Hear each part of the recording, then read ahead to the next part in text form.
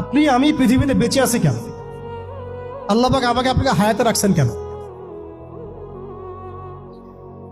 দুইটা কাজ আমাদের।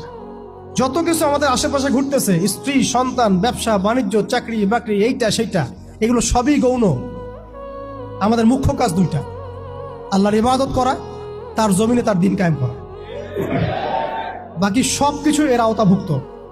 ইবাদতের মধ্যে এটা এবাদতের মধ্যে এটা কাউন্ট হবে। আমার সন্তানের প্রতিপালন, স্ত্রী ভরণ পোষণ সব ঠিক আছে, কিন্তু আমার মূল কাজ দুইটা।